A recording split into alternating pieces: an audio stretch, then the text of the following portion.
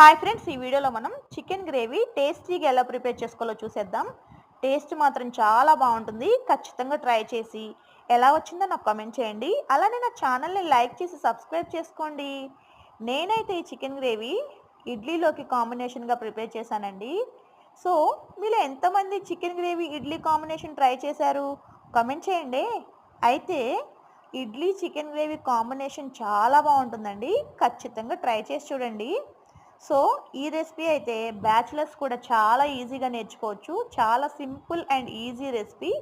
ఖచ్చితంగా ట్రై చేసి చూడండి. సో నేను ఇక్కడ హాఫ్ కేజీ చికెన్ తీసుకుంటున్నానండి.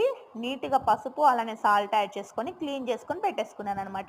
ఇప్పుడు క్లీన్ చేసుకున్న చికెన్లో పసుపు, సాల్ట్ అలానే కారం యాడ్ చేసుకొని మొత్తం ఒకసారి కలిపేసుకొని ఒక 1 అవర్ పక్కన పెట్టేసుకోవాలి. సో దట్ మనకి చికెన్ పీస్ అనేది జ్యూసీగా ఉంటుందన్నమాట.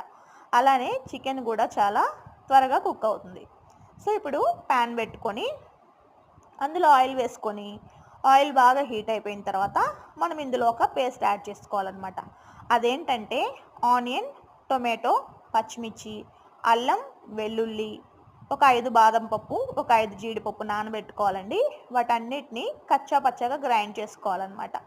సో ఆయిల్ బాగా హీట్ అయిపోయిన తర్వాత మనం గ్రైండ్ చేసుకున్నది దాంట్లో యాడ్ చేసుకొని బాగా ఫ్రై అవనివ్వాలి. సో ఫ్లేమ్ని మీడియంలో పెట్టుకొని చక్కగా ఫ్రై అవనివ్వండి. సో ఆ మసాలా అంతా బాగా ఫ్రై అయిపోయిన తర్వాత ఇందులో మనం ముందుగా మ్యారినేట్ చేసి పెట్టుకున్న చికెన్ని యాడ్ చేసుకొని ఒక్కసారి కలుపుకొని ఒక 5 to 7 మినిట్స్ ఫ్రై అవనివ్వాలన్నమాట. సో చక్కగా చికెన్ అంతా ఫ్రై అయిపోయిన తర్వాత ఇందులో మనం వాటర్ యాడ్ చేసుకోవాలి. సో ఒక చిన్న టీ గ్లాస్ వాటర్ యాడ్ చేసుకోండి, సరిపోతుంది. సో ఇలా వాటర్ యాడ్ చేసేసుకొని ఫ్లేమ్ని హైలో పెట్టుకొని ఒక 5 మినిట్స్ ఇట్లా చక్కగా కుక్ అవనివ్వండి. ఈ టైంలో సాల్ట్ చెక్ చేసుకోండి. సో ఇప్పుడు లిడ్ పెట్టేసుకొని ఒక 3 విజిల్స్ రానివ్వండి, సరిపోతుంది. సో 3 విజిల్స్ వచ్చిన తర్వాత చికెన్ చూసారా రెడీ అయిపోయింది. చాలా టేస్టీగా ఉంటుంది. ఖచ్చితంగా ట్రై చేసి చూడండి. అలానే ఒక లైక్ చేయండి.